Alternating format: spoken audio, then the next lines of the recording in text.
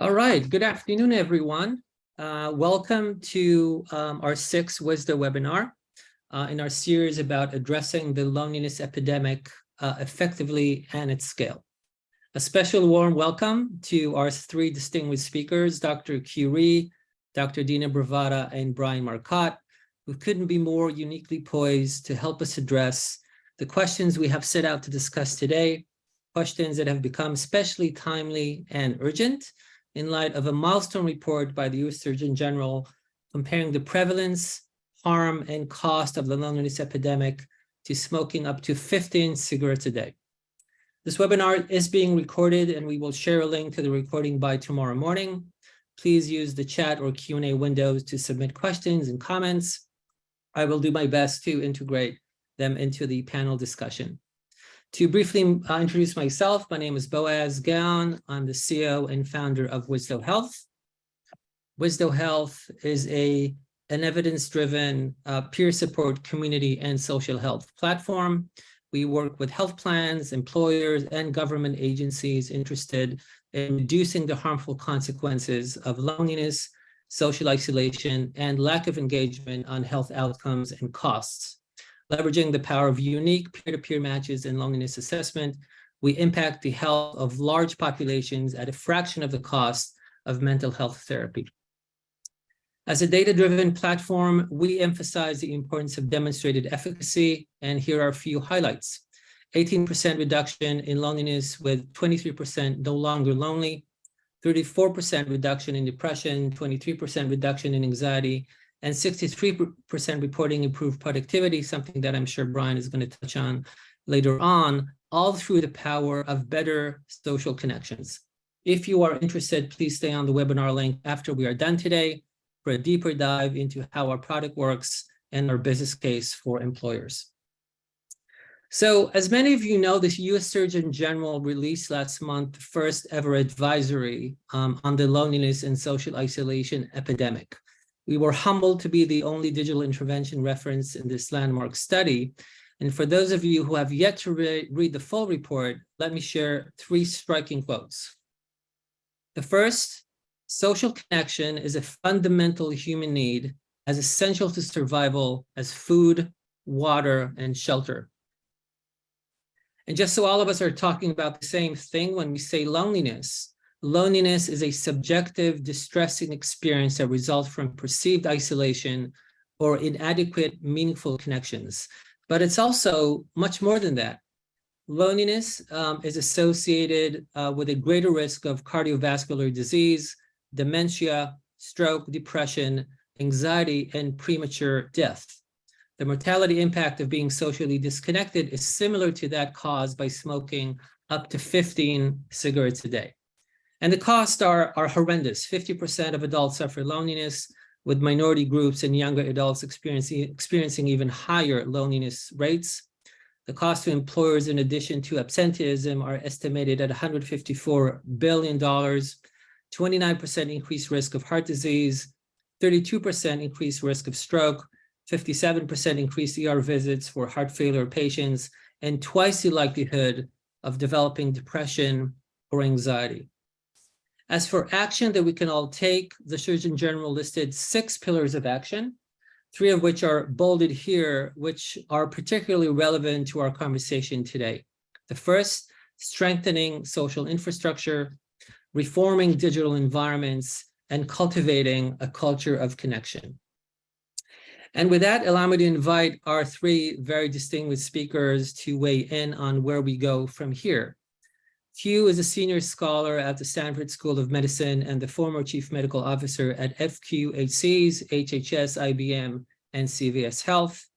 Dena is the co-founder of Lyra Health and former chief medical officer at Castlight.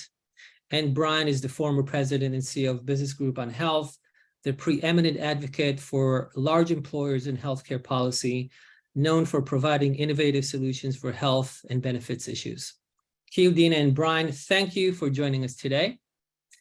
I listed 6 key questions that I thought would be interesting for the audience today, so we can kick this off, starting with just a key takeaway that struck you from the Surgeon General's report, either personally or professionally.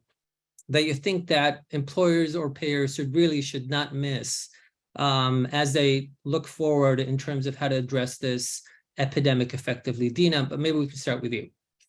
Thanks. And let me just begin by saying thank you so much. It's great to be with some of my dear friends and to talk about this important topic. When I read the report, I think I was really struck, and you called out a few of the key health effects. I think that this report does such a beautiful job of highlighting the evidence about the health harms of loneliness and also the health benefits of social connection. So maybe just a couple factoids that you didn't mention. Right, so you talked about the approximately 30% increase in cardiovascular risk and in risk of stroke among people who are lonely. I think that, that is just like the magnitude of that, I think, cannot be overstated, likening it to smoking about 15 cigarettes a day. For those of you, who might want to have that put in context, that is a greater increased risk of cardiovascular related deaths than drinking 6 alcoholic beverages a day, than physical inactivity, obesity, some of the things that, many of our workplace wellness interventions are all aimed at, and yet this has a greater associated cardiovascular risk. Maybe 2 other points. One is, I think for all of us who are getting a little older, a 20% more rapid decline in cognitive function among people who have loneliness compared to those who don't. And I think perhaps, mental health is obviously an area of great concern for me. And social isolation was quoted as being the strongest and most reliable predictor of suicidal ideation and attempts. So, I think just to underscore the health effects, and then just maybe two quick points about the benefits of social connection. And again, I think for those of us who have spent a lot of our time thinking about how to improve the health and well-being of communities, among African Americans at risk for hypertension, those who have increased social connection are 36% less likely to develop hypertension, a staggering statistic. And finally, improved self-management, and especially the data show good use of checking one's own finger stick glucose among those folks who are socially connected and have diabetes. So just a few of those points that they were really striking for me. Thanks, Dena. Q?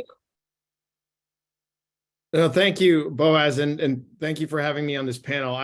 When I reflect on things, I think personally and professionally, and as I read this report, it kind of brought visible so many issues and topics that I know we as a family have been thinking about, with the passing of my father right before the pandemic, and then dealing with the pandemic and reflecting on my 2 teenage daughters, and the challenges that we faced during the pandemic in terms of being isolated, and how we reflected on now we're trying to kind of re-engage with friends and family in this next chapter, and how we're kind of we're deconditioned, in terms of social health in some ways, and now we're trying to recondition ourselves. So I reflect on my mother being lonely now with my father's passing, and then I put on a professional hat and I think about, in the same way that we have scales for depression or anxiety and simple screening tools, I was thinking, wow, what is the evidence? What are the tools that are used to help assess this? And that led me down the path of learning about the UCLA loneliness scale and the loneliness 3 questions of questioning about companionship, feeling left out, or feeling isolated from others. And so in some ways, as I reflect on this as a provider, as a primary care physician, I'm thinking, well, this is something that we should be doing more universally in our efforts in a healthcare setting, or it could be done in a caregiving setting, and we can reflect on our own answers to these questions or for loved ones that we have. And then I reflect on how do we make sure that information or that thinking goes further downstream in the health system, as you were referencing the role of a employer or a payer, and how do we now, knowing the evidence of the benefits of social connectedness and the harms associated with social disconnectedness, how do we make sure we are thinking about this, reflecting on it, acting, and aligning resources to improve upon it?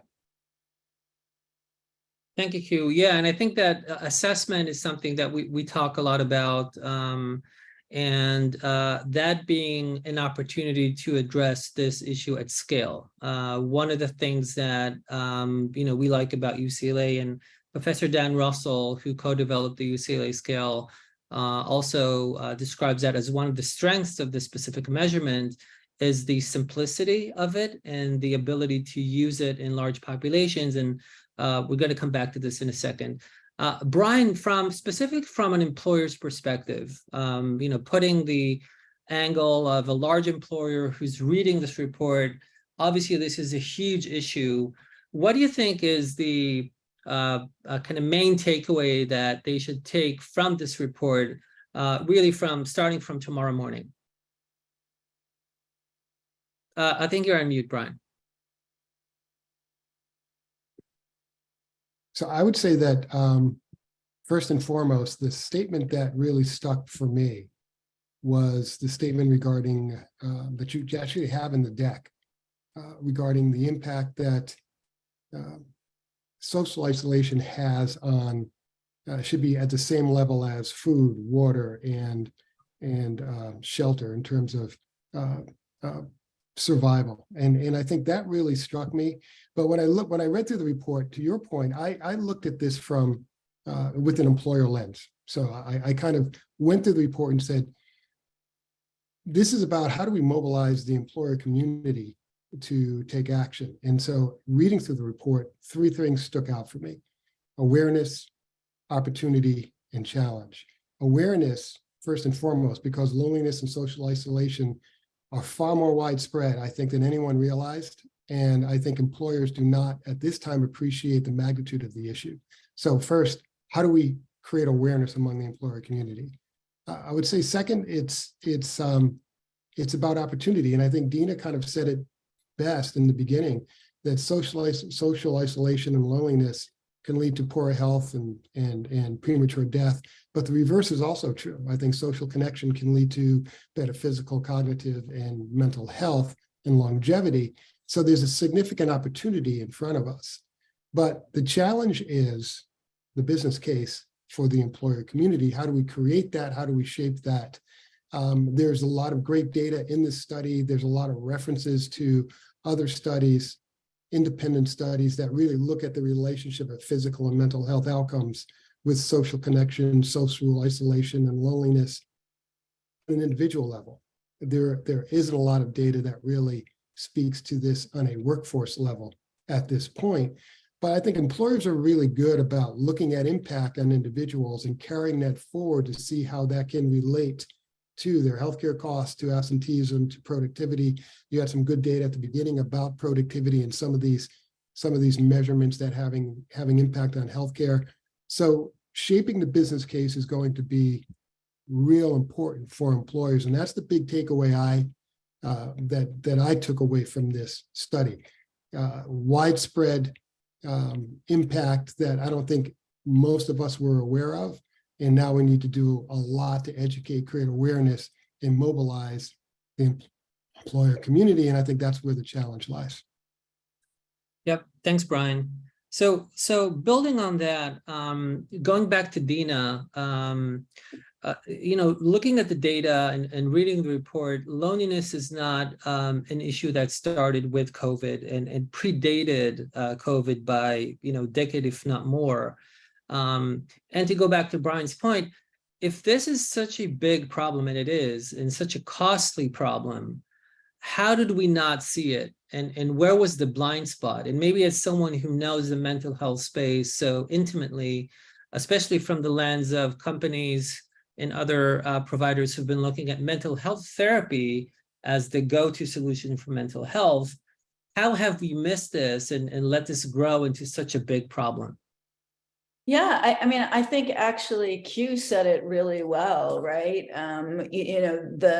We have lacked systematic screening for loneliness at the population level, and I think that's been a failure of clinicians, right? Primary care docs, folks taking care of employee populations, right? I think over time, right, many people are familiar with common screening for depression, the PHQ-2 or the PHQ-9, common screening tests for anxiety, the GAD-7, for example. But whereas those have increasingly become kind of ubiquitous, especially in primary care and even in like employer on-site, near-site clinics, and in even some of the advanced primary care clinics, the regular screening of populations with very simple to use tools like the UCLA loneliness scale, like that hasn't been the case so far. And so I mean, all the data that we just talked about are from specific populations that had that assessed for the sake of looking at, in some cases, like Cigna did a great job. In 2020, they published an assessment of employees, but like that was a single study, right? Like it's not being used in routine practice. So I would say that that's probably the single failure for sort of shining a light on this and then being able to, I think also a lot of the same providers who would be doing that screening have not been trained in understanding the importance of loneliness as a predictor of health, and therefore what to do for people if they screen positive. And so hopefully we can talk a little bit more about that. But I would say a huge call to action coming out of this has to be population level screening. Yep. So maybe we can take the steps one step further, because I know a lot of people on this call are kind of thinking practically about what they can do to address this issue. So Q, circling back to you, one thing that you said to us in the conversation leading to this, a sentence that I wrote down that I really like, is you have to measure what you treasure. So think about the healthcare system en masse. I mean, if indeed 60% of the workforce is lonely, these are millions of people and tens of millions of people. How do we move the healthcare system to a place where loneliness via maybe UCLA measurements can be measured and addressed at scale? And how long do you think it will take until we're at a place where, just like I have my annual check-in or blood pressure, I'm measured against my loneliness levels, and to see whether the trend is positive or an intervention is called for? There are so many opportunities to kind of answer this question. I do want to highlight that the core of this question is, as you highlighted, the fact that over half the US population is suffering or at risk of the consequences of loneliness. And so in some ways, we need to create awareness across all these diverse stakeholders. But then the nature of our health system, whether it's related to the funding or the data, is that in order to demonstrate that we're solving a problem, we need to have measures, as you just highlighted. And so if we treasure the importance of addressing loneliness, or the highlighting the importance of social connectedness, especially in the shadows of this pandemic, and the fact that in many ways, as I was articulating personally and professionally, we've all had to kind of reconnect with kind of, pre-pandemic, connections and behaviors. These scales, these evidence-based scales, should be core to how we look at this. And in the same way that you could use a PHQ-2 or a GAD-2 on your own, or for loved ones, or by your provider, you could, volunteer that information about the importance of loneliness, that you heard about this report with your provider, and that it should be leveraged into scales that are screened in the same way that you screen other conditions in your provider's office. So my hope is that the primary care workforce will start to integrate this into the screenings that they typically do, during your visit or prior to your visit, and that this will play a role in creating more awareness. As you go further in the system, employers, payers, providers, policymakers, as is the case here, the Surgeon General, should be asking and almost demanding that the system not only track this, but invest in solutions that will reverse this. And the impact on not only healthcare costs and healthcare outcomes, but the impact that this has on productivity and on the workforce in terms of productivity, but also absenteeism, presenteeism is very significant.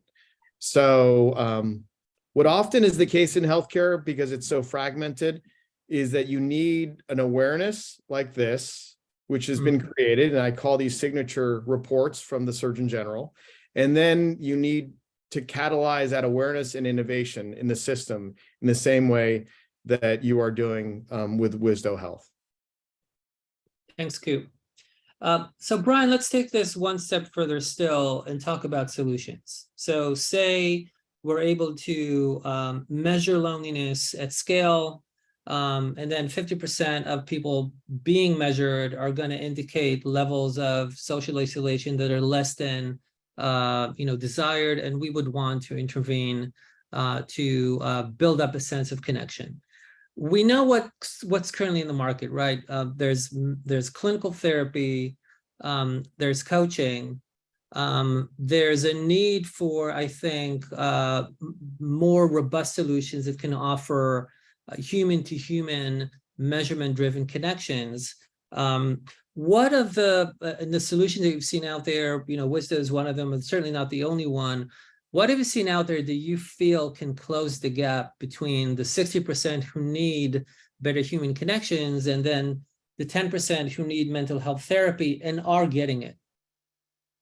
Well, I don't think we've seen a lot out there in this space, in this particular space. I think, to your point, a lot of the mental health solutions really don't address loneliness so much as they, in a peer relationship way, the way you do. I think the benefit of what Wisdo does is bringing people together in peer communities with like issues to address a problem. So when I think about how wellness and well-being has evolved within the employer environment, wellness used to be about physical health, programmatic, tell you what to do your biometrics, do your health screenings, and we'll tell you what you need to do to improve your health.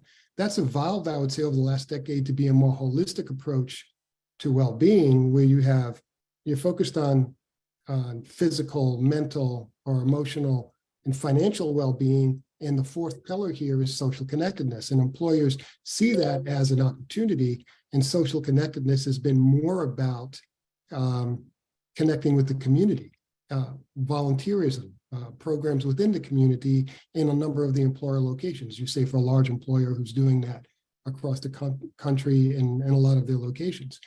I think of those four pillars, physical, emotional, and financial, are much further along in their development in terms of what they make available and wrapping around an employer, where well-being is more about wrapping resources around an employee than I would say traditional wellness, which was telling you what you need to do to lower your healthcare risks. So, I mean, in a financial well-being space, you have everything from how do I address managing a budget or paying down debt or paying for college. It's very personal now. It's not just about retirement. Emotional well-being, we've seen an explosion in digital solutions in that space over the last 5 or 6 years and accelerated by the pandemic itself. And physical well-being, well, there have been things around there for a very long time. But social connectedness has been not really addressed in a comprehensive way.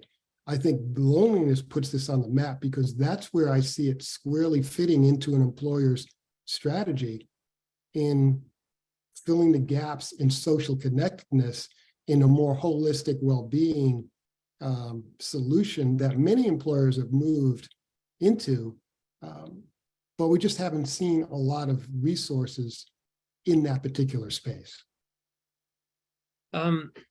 One of the things that we haven't, talked about, and maybe we should mention it quickly, social health overshadows physical and mental health. And if you look at the literature that ended up with developing the UCLA scale, the connections that people make with other people are the gateway to improving physical and mental health. But it's specific connections that need to be made, and Dan, Professor Russell talks all about it. Indeed, I'm gonna lead this to you. He talks a lot about how in those human-to-human interactions, there's specific things that need to happen for loneliness to reduce. It's not just random peer connections.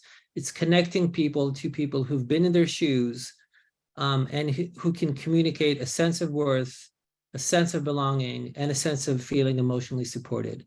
So Dena, in your work, and you looked a little bit at the work that we did in Colorado, from a intervention point of view, from the point of view of people who are trying to figure out what type of connections do I need to foster in my workplace? What do you think are those connections that people can begin to build in their own populations?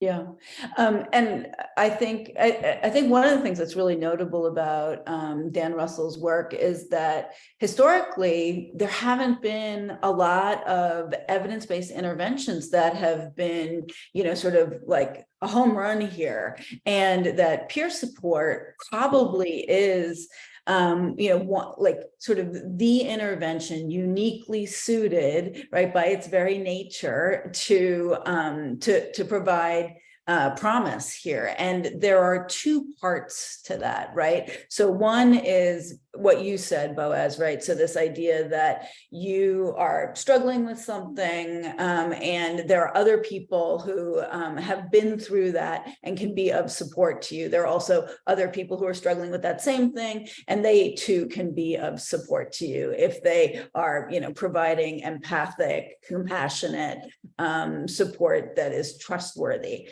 But the flip side is also, I think, very interesting, right? That there's evidence that by being part of a peer support network, that sometimes you'll actually be the person to help others, right? That you'll be the person who's providing that support, and that a considerable amount of, psychic benefit accrues to people who are in that helper role. And I think that was something that was perhaps like not so intuitive to me, right? Because I think that when we think about other mental health interventions, often there's like a therapist or a doctor, social worker who is providing therapy to someone who is suffering. And yet peer support is kind of a fundamentally different way of delivering an intervention.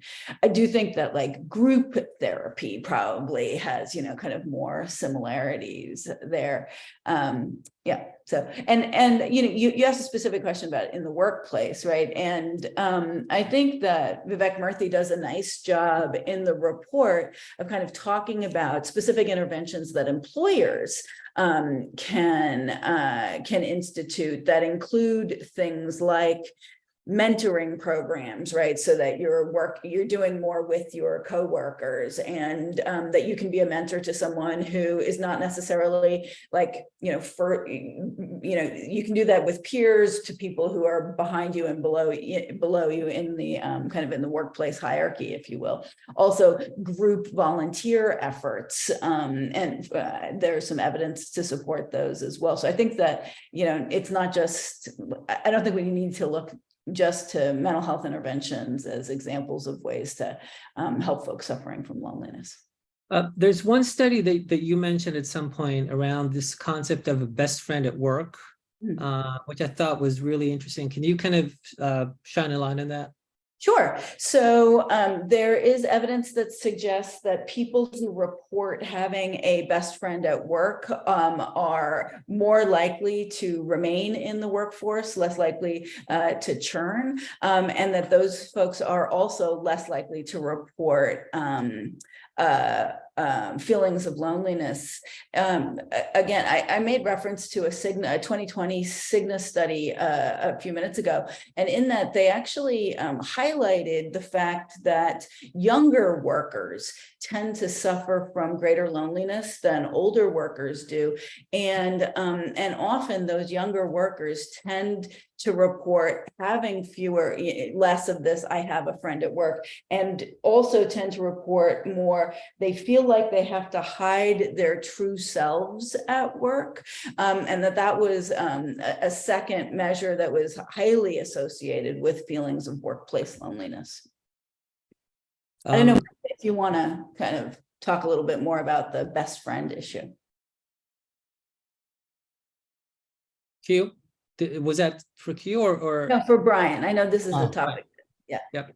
No, I think that that's something that I think the business group years ago started looking at, and it is something, again, when employers look at more of a holistic approach to well-being, that you're looking at social connectedness. That's one of the areas that they're seeing that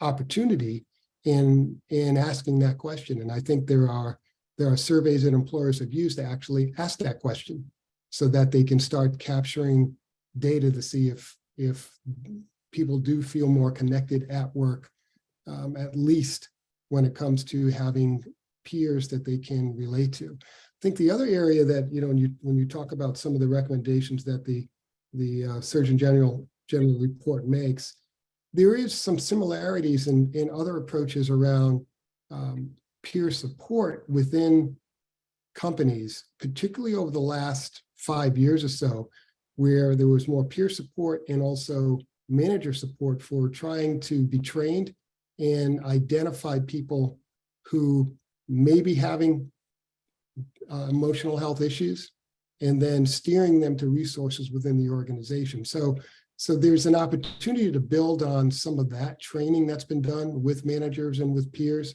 to steer people to resources within the organization or the organization that makes available, and how to go about having those conversations, where you can possibly train people in the same way around loneliness and isolation, so that you can also be steered to resources. But the question is, what resources are you steering them to?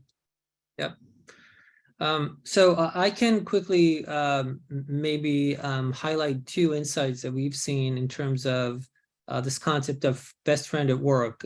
It's really important whom you connect with whom. And if you can find a way to understand what people are going through and what have they gone through in the past, and then connect them with someone who's gone through this, as long as that person can be helpful, the chances that that's going to lead to an increased sense of connection are much higher. And then the second thing is what Dena referenced, which is in every population, there's 10 or 15% of individuals who have an innate human ability to be helpful to other people. And if there's an ability to identify those potential leaders and build up their ability to communicate a sense of worth, communicate a sense of belonging, communicate emotional support, they not only become agents of change for an increased sense of social connection within that specific community, their own measurements improve significantly. And you see loneliness rates dropping, you see health improving, and you see quality of life improving. So just two insights that we've seen in terms of the type of human connections that we can strive to make. Brian, I want to go back to this very important issue of the business case, because we're living through a challenging moment financially in the current market. Large employers, mid-sized employers, and payers are looking at costs and cutting costs. What is the first step towards building a business case that can get buy-in from larger organizations so we can see the change happening in the pace that we would like? And then Q, maybe you can weigh in as well. Well, I think the first thing we need to do is we need to think about how we get to the C-suite and create awareness at that level And the best way to do that is to align the problem of social isolation and loneliness and the business case around that. We'll talk about the business case to what's important to them. And that's going to be business objectives. You need to speak their language. You need to put it in terms that they understand, that they can relate to in terms of how it's going to impact the business. And to me, that's more about workforce strategy than it is about healthcare strategy. I think, fortunately, in most companies today, particularly large corporations, the C-suite now sees the connection between employee health and well-being and how it affects their workforce strategy. Where if you go back a decade ago, employers did healthcare strategy for the most part for healthcare costs, to manage healthcare costs. And while they did believe there was a byproduct of that would improve productivity, they didn't really pay that as much attention to it as they did the impact on healthcare costs. I think that the pandemic in particular has put a stamp on the fact that, well, workforce planning is fundamentally different now because of the pandemic, because of the health of my employees. And that put it front and center for the C-suite. And so they do see the connection between the health and well-being of my employees and my workforce strategy. So this becomes now a workforce strategy issue, much in the way that safety and investments in safety and development and training and learning are investments in my employees. They see investments in the health and well-being of my employees the same way that they see these investments in these other areas, really to deploy the most competitive, productive, engaged workforce possible. So I think that's a good thing.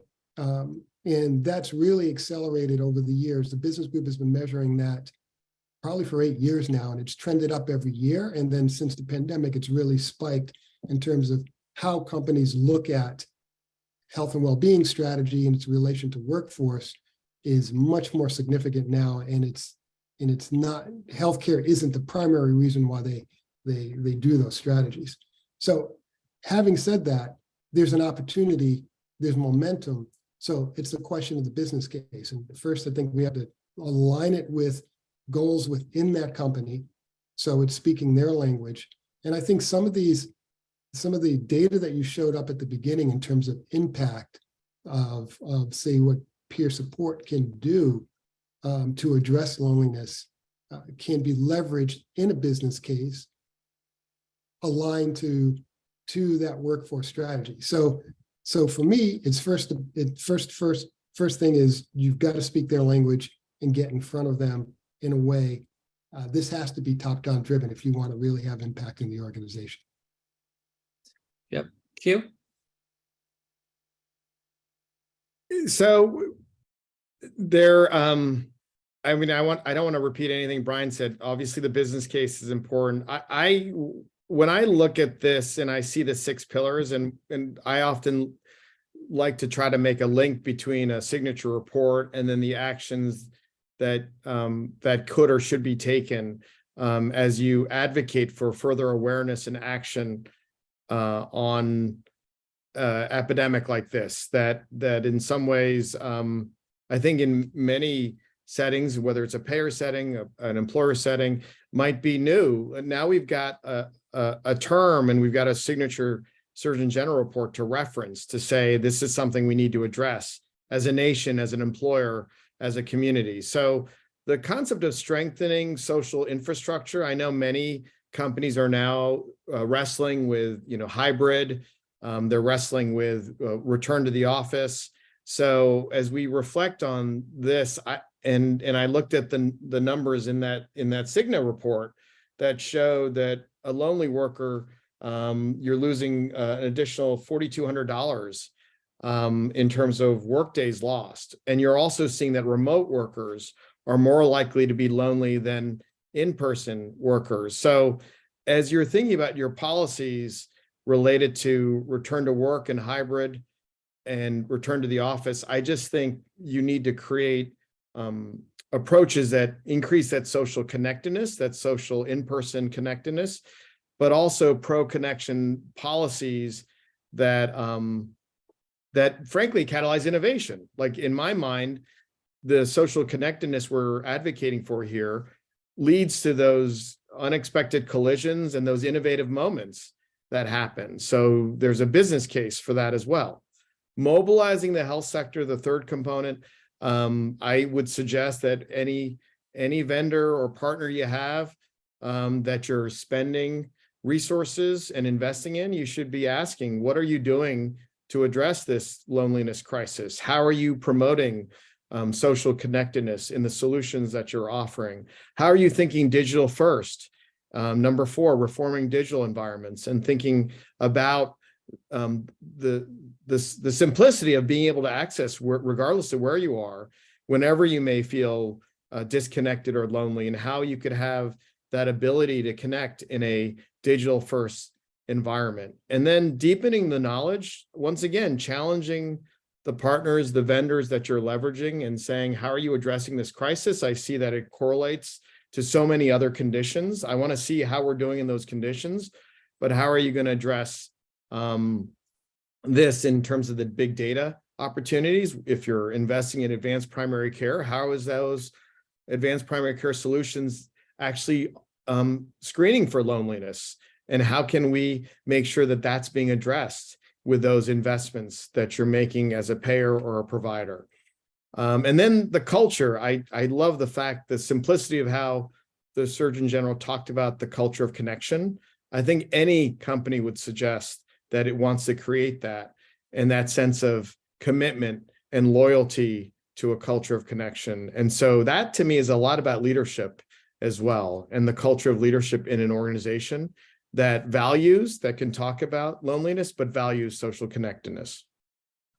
You know, Boaz, one of the points that Q raised was remote work. And I think there's been such a shift in workforce planning to remote that leveraging that opportunity and springboarding off of that as you talk to C-suite about why you need to address this issue because of the isolation issues with people working remotely and the lack of affiliation with an organization when there are so many people working remotely. I think, again, tying it back into a workforce strategy and what the company is trying to do overall to be competitive and have an engaged population is one of the ways you can weave this into the agenda of the C-suite and say, we need to address this primarily because we have a lot more remote workers than we used to have. And you got other issues as well, but I think that leveraging the workforce dynamic that's shifted as a way of getting the air of the C-suite, I think is one way to go. Yep, thanks, Brian. Dena, so staying with the business case, but kind of circling back to mental health, we like always to say that the cost of having one person on Wisdo for a year is equivalent to one therapy session, just because we're leveraging the power of the community. But I think the bigger question is, again, from a business perspective, mental health companies and interventions have always been focused on prevention and kind of stepping in sooner so deterioration doesn't happen. I think there's potentially an interesting business case to make by combining mental health and social support and treating both as complementary. Do you agree? And if so, how do you see the connections between social support and clinical mental health? Yeah, there was a question in the chat or a comment in the chat earlier about how lack of social connection or loneliness is often comorbid with a number of conditions. And I think we know that to be true in terms of, even just mental health conditions, not other physical conditions. But I would say from a business case perspective, first and foremost, right, like I think generally we can all use total cost of care as kind of the holy grail that we're trying to reduce. And we know that especially if we are applying mental health therapies for those people who have pretty significant total medical spend. So these are people who have chronic medical conditions and certainly have rising risk for those, that it is certainly demonstrated to be cost effective to get them early healthcare interventions. Because there's so much comorbidity of social isolation, I think that we need to treat that as well. And to date, social peer-related programs are a key way of doing that. So how do we incorporate those? I mean, I think that you've had a lot of success in conversations with, kind of the more straight ahead entities that, are just looking at mental health. Here I'm thinking of Lyra, Brightline, Brightside, and others, right? To try to incorporate more of a peer support intervention into the other evidence-based therapies that they're providing, like cognitive behavioral therapy or medication management and so on. And I think that there is a huge role for peer support in that kind of armamentarium of tools for patients' overall well-being. Yeah, obviously, one big advantage is that it's easier to join a supportive community than to start therapy. So just, the top of funnel is bigger, you get more people engaged. And then if you are able to identify with measurement, going back to Q's focus, if you are able to identify people who need therapy or any other clinical intervention for that matter, referring them to that resource is something that they feel is intuitive, because it's responding to where they are on the journey and whatever that journey may be. And you're right, we did see 20-25% of people who needed a specific clinical intervention being open to the idea of being referred to that resource. And I think that if they were not presented with that opportunity in the setting of a supportive community, then they would not have been open to taking a look at that opportunity at all. So, or may not have been aware of it even. I would also just encourage the employers, who are on the line, right, that, as you're evaluating mental health vendors, asking them, what do they provide for communities that may have subclinical mental health conditions, but are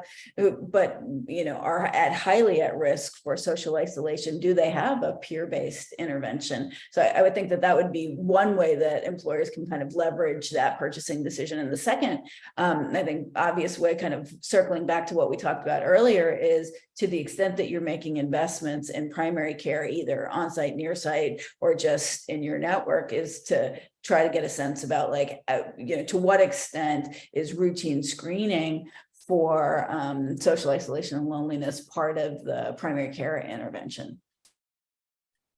Brian, to end this kind of cycle of questions with the question of engagement, which is something that you talked a lot about to us about.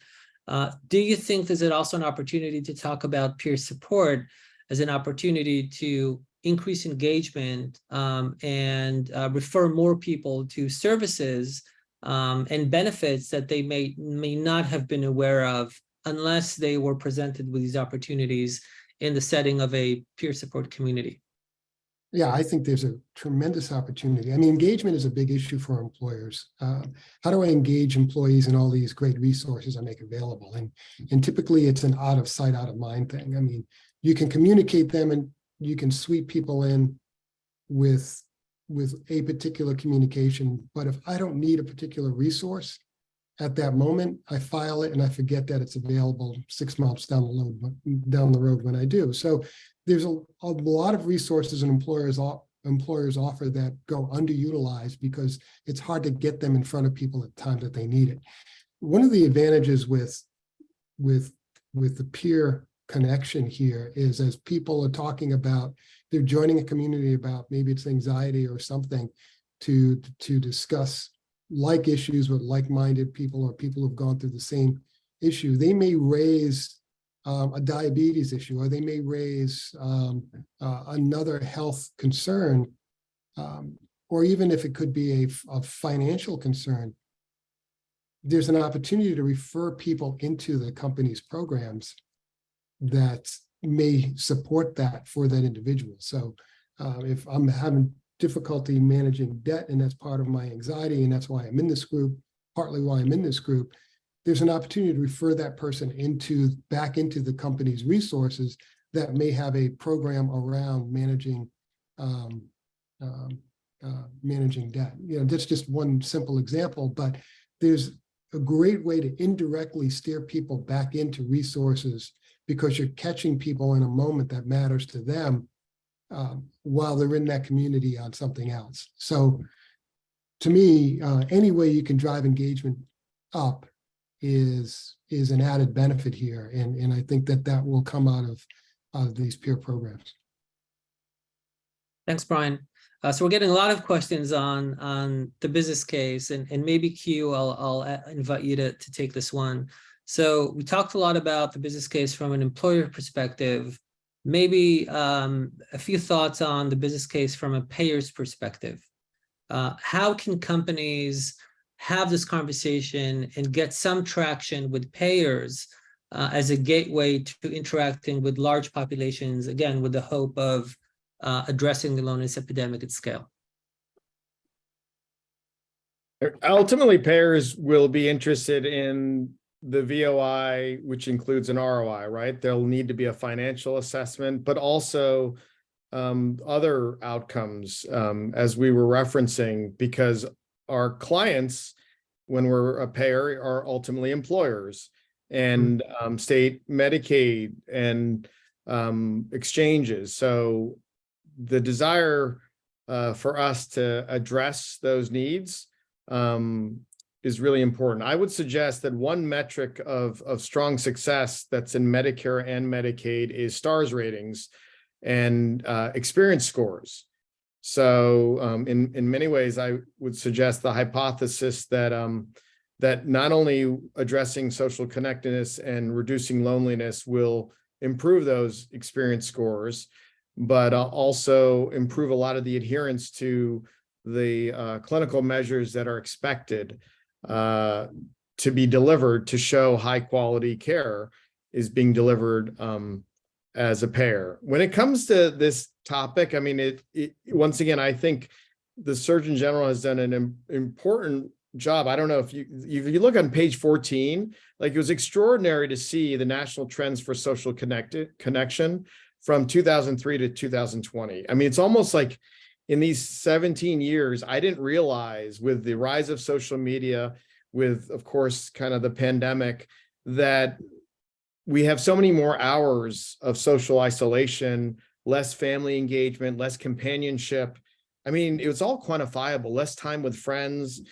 And so those were all measures that frankly doesn't surprise me that loneliness, like a condition like obesity, now impacts all these physical and mental health issues. So payers have to be aware. They have to ask for a business case. They have to ask for data to demonstrate that loneliness is being addressed. The UCLA loneliness score and the UCLA, 3 questions are powerful tools that are already evidence-based. It's not like we have to start from scratch with a new, guideline. And I love the role of peer educators. I mean, I witnessed this in a federally qualified health center with community health workers, promotoras.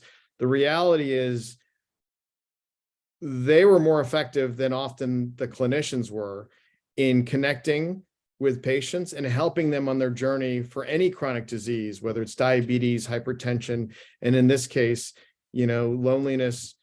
I would suggest it's an effective intervention that builds trust and that can be then a source of triaging those other resources that that an employer, a payer may have access for those members or those employees and their dependents.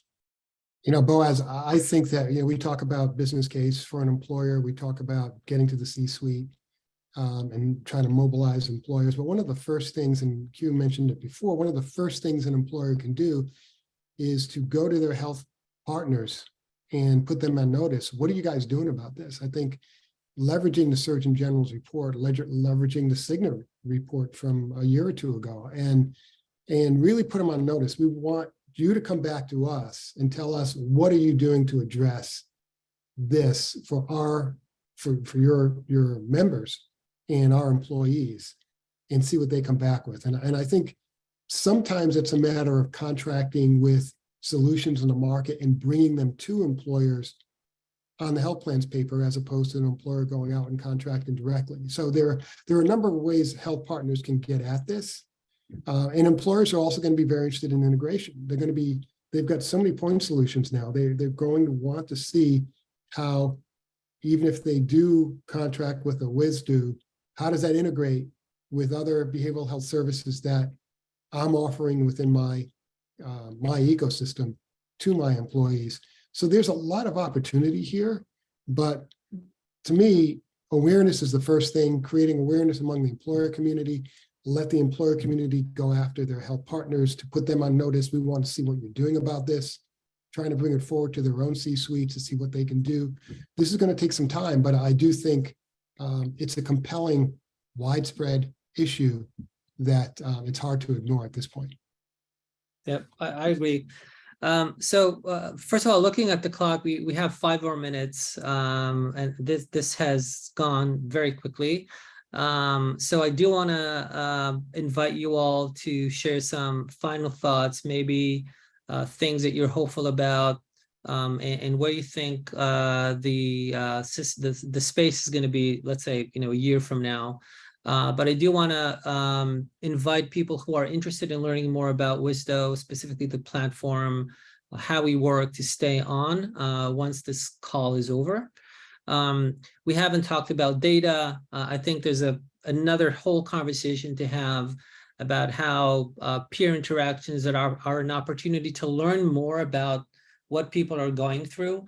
As we like to say, sort of flipping the switch on the triggers that are increasing a sense of loneliness, and they're always there. The challenge is that people who are lonely are less engaged, so you know less about them. So again, they're prone to become lonelier. And this kind of catch-22 can be solved by engaging people, inviting them to self-report life stressors. But we'll save that for another conversation.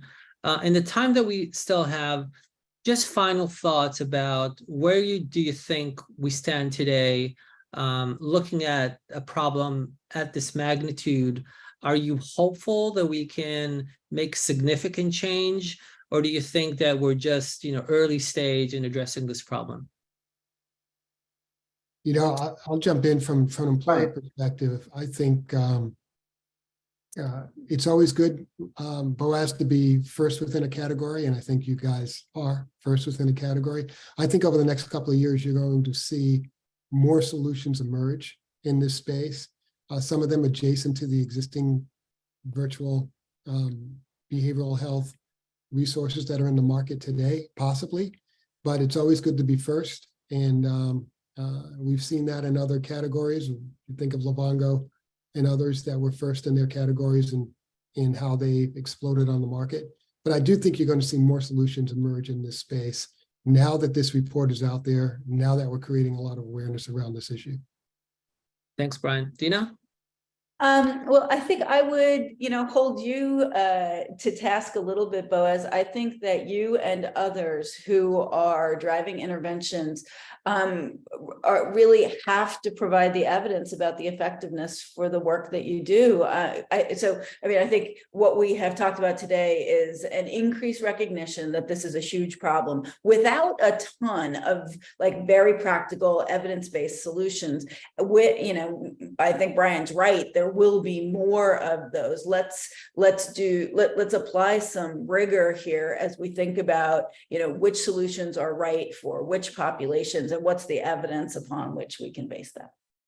Yep. I invite people to stay to hear some of that data and efficacy, because if there's one thing that we really spend a lot of time on is understanding what works and being able to prove it. So I totally agree with you, Dena. Q? Yeah, Boaz, I was impressed with your story and your impact and your commitment to being evidence-based and creating, this solution and continuing to improve upon it to address social health. And as I know so much of, I reflect on, there are 8,760 hours in a year that we choose how we spend our time. And so much of our health focuses on, or our investments or our ROI or VOI focuses on 3 to 4 visits, an hour of that amount of time. And so to be thinking about how we deliver social health, and now with this signature report and the data that demonstrates the impact of loneliness and the potential impact of social connectedness, improving health in so many areas. I am excited about the innovation that's going to happen, not only with Wisdo Health, but in this field, to address something that many clinicians and many caregivers and many individuals would love help in social health. So thank you. Great. Well, thank you for spending this hour with us. I think Wisdo for one, but other companies as well are fortunate to have people with your experience and wisdom weighing in on solving this issue. We are very excited about what the future is going to bring, and in our ability to step in to the space and make sure that people are have access to quality human connections, which is such an important part of well-being and health. So thank you for your time. Thank you everyone for participating. And for those of you who would like to learn more about Wisdo, please stay on. Thank you so much. Thank you both.